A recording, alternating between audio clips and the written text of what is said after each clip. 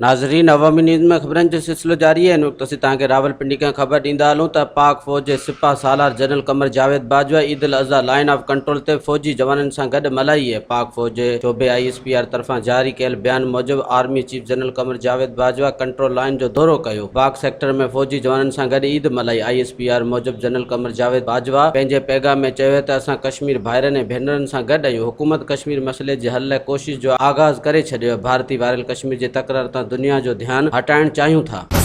दुश्मन सभी के वतन है सदा, हर दिल की आवाज़, दिल की आवाज़, पाकिस्तान। वधिक ख़बरनि ऐं तफ़सील लाइ विज़िट कयो Awami news Facebook page, YouTube page ऐं अवामी न्यूज़ वेबसाइट।